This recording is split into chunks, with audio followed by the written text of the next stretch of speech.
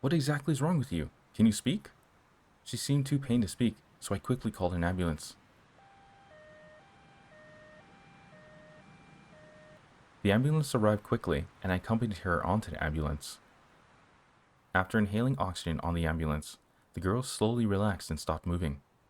I was so scared, I shouted, "Hey, hey, why aren't you moving? Wake up! Be quiet. She's just fainted."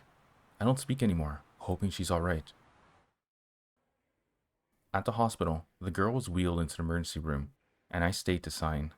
Do I sign? Weren't you brought in together? Yes. Then what's your relationship to her? I was at a loss for words. What kind of relationship is this? We're not even really acquaintances.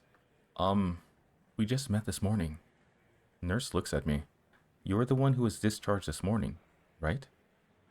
Yes. That's me. Nurse doesn't say anything more. After signing, I sit at the door of the emergency room waiting. I don't know how long I waited. The girl was pushed out, and I went up to ask. Doctor, how is she? Old condition. Heart failure. Old condition. This child has come many times. It's congenital. It's terminal. Terminal? What happens? She could die at any time due to long-term blood supply disorders. It will also affect the health of other organs, and excessive tension can lead to onset. At this moment, the girl is lying in the hospital bed, unconscious with an IV drip, and I never expected that she was also facing the end of her life. Could it be that she had an episode due to excessive tension? Regardless, she felt ill while delivering something to me, and I can't just leave her unattended. When she was by my bedside this morning, she might have thought the same. Please wait for me to come back. I'll take responsibility. I opened the bag and looked inside. It contained canned yellow peaches and some snacks. After a while, a faint voice came through. Thank you again. You saved me once more. It's nothing. It's what I should do. I didn't do anything special. I didn't expect this. My life is coming to an end, isn't it? Why do you have to say it so unpleasantly? It's the truth. There's nothing unpleasant about it. Aren't you scared? No. Everyone dies.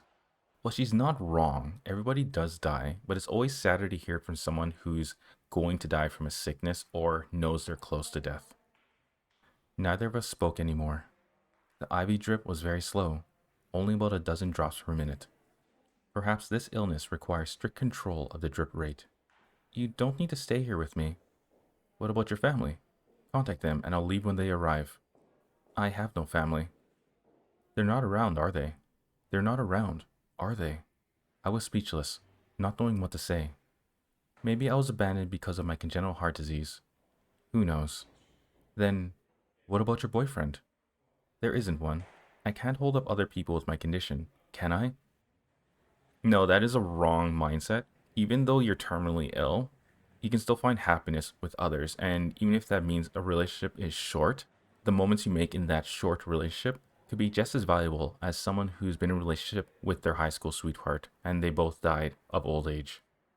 Isn't it a problem if no one takes care of you with this illness?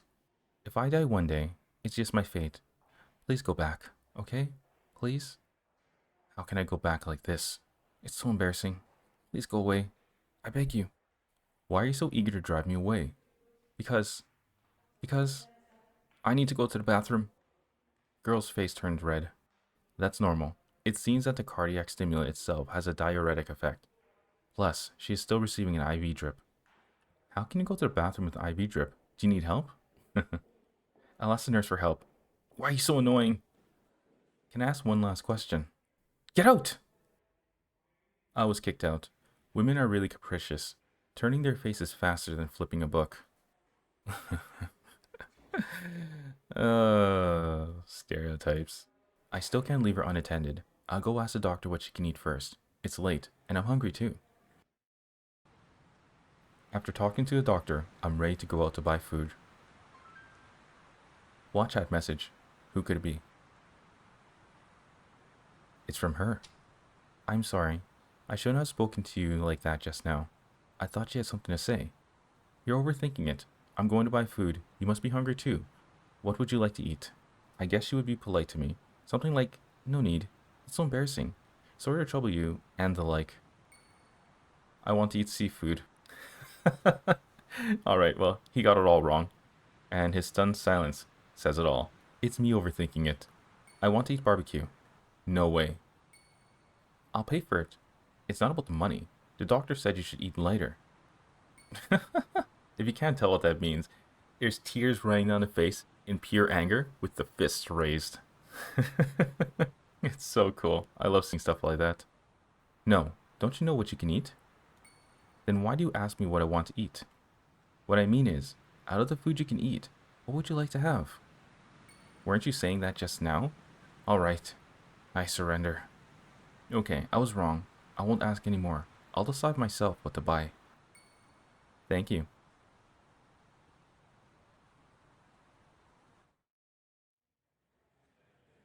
I bought the food and returned. She's still on an IV drip, and her complexion looks a bit better. She should be able to manage eating with one hand. Hey, I'm eating grass here, and you're over there having a feast. That's not fair. No, it's just a boxed meal. How is that a feast? Besides, you can't eat this food because of your illness. Is that my fault? It's your fault, knowing I can't eat it and still bringing it back to tempt me. She stuck out her tongue playfully. Yes, yes, yes. I was wrong. How about I treat you to something nice after you get better, okay? That's what you said yourself. Wait, that's not right. After I get better. If you don't want to invite me, just say so. No, what I mean is, after you're discharged from the hospital, I can take you out to eat something nice. She looked at me with a resentful gaze. May I ask you a question? No. Listen to me. I won't listen. Why do you act like a completely different person just because I went out to buy food? Because you're a good person. I didn't treat you like an outsider. So that's how it is. To be honest, I don't dislike her being like this. On the contrary, I quite like her lively atmosphere. Do you know, if a collision causes a brain tumor to rupture, you could die on the spot. I clearly saved someone, but I also let the perpetrator of the accident escape, and... She lowered her head, tears falling. It turns out she already knew I didn't have much longer to live. But how did you know? Did you forget I came back to the hospital to find you? The hospital also had to check your discharge records to know. Alright, don't overthink it. Besides, I'm fine. Let's not talk about it. Eat well. She still hadn't touched her chopsticks. You haven't done anything wrong. Be happy and your illness will recover faster. She finally continued eating. This crappy food is so bad. There's nothing you can do about it. Eat well and I'll reward you with a can of yellow peach. Really? Really? After the meal, the nurse came. She made a round and looked at me. You're the one accompanying the patient tonight. Hurry up and get the patient's documents ready for the hospital procedures. I can manage by myself. I don't need an escort. It's a rule. Someone has to accompany the patient during hospitalization. After the nurse left, we looked at each other. Let's go. I don't need to be hospitalized. What are you talking about? Are you trying to kill yourself? Weren't you discharged from the hospital by yourself? I, at a loss for words. You don't need to worry about me. Who was with you when you were hospitalized before? As a child, it was the uncle and aunt from the orphanage. Then contact them now. No, I left the orphanage a long time ago. Who was with you after you left the orphanage? I haven't been hospitalized since leaving.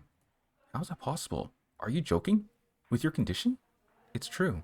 Every time I come after leaving the orphanage, I just get injected and leave. Hearing this answer, I decided. If it's okay with you, can I have your ID card? I need to go through the hospital procedures. Eh? Why? I said I can't stay. Let's observe one more night. If you insist on being discharged, you'll leave early tomorrow morning. Don't worry about the costs. Why are you doing this? Why? I don't know. Maybe we're both suffering from the same fate. Thank you. Taking the documents, I looked at the name on it. Can you stop staring at my ID card? No, I just wanted to see what your name was. So your real name is Tong Shen? Alright everyone, I do not know how to pronounce his name, but if Google Translate is anything to go by, then her name is Hong Shen. So I'm going to attempt it. If you guys know how to pronounce it, please teach me. I can pronounce Japanese names, Korean names, but I cannot pronounce Chinese names. Yeah. Your actual name? It was the uncle and aunt from the orphanage who gave it to me. Can they choose any name they want? Theoretically, yes. They would choose some words with good meanings for the name. In Chinese, Hong Xian translates to childlike innocence. I see. Finish the hospital procedures. Back. Hong Xian kept staring at me. What's wrong? You. Don't you rent a bed? No need. I'm not sleeping. I sleep too much during the day. But. Did you bring a charger? Lend it to me. I did. But. Hong Xian was flipping through her bags while speaking. The screen is broken like this. And you still want to play? Not playing. Listen to music. You sleep. Oh, no, it is supposed to say playing. Apologies again. Whose song? It's not a song. Instrumental music. Oh. I probably killed the conversation again.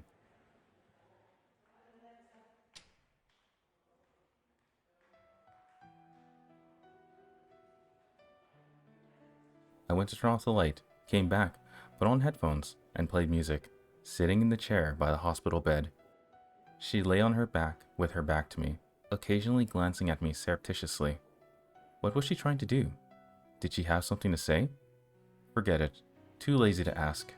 After a while, she seemed to fall asleep. She stopped moving, and I just sat there quietly. I don't know how long it was, but my head started to hurt again, feeling as if countless ants were crawling inside my head. The pain was unbearable. The medicine I bought this morning wasn't with me. After all, no one expected to accompany someone in the hospital. When I stood up, ready to go out to buy pain relievers, suddenly a strange dizziness came over me, as if the whole world was spinning. I fell to the ground unprepared. All my muscles seemed to have lost all their strength. I tried to shout, but found it difficult to even make a sound. My breathing became rapid. Large beads of sweat slid down from my forehead, quickly soaking my entire body. I don't know if I closed my eyes at that moment, or if my eyes were open, but unable to see everything around me. I heard someone calling my name. It was Hong Shen, the voice growing more and more panicked, feeling someone shaking my body. Then I heard her shouting for a doctor and running out. Time seemed to stand still. I don't know how long it was, but I felt myself being turned over, and then a sharp pain shot through my left arm. Gradually, consciousness became more and more blurred. I started to experience tinnitus. The sound around me became distant and fuzzy. Am I going to die? At this moment? I finally understood that death is a form of liberation.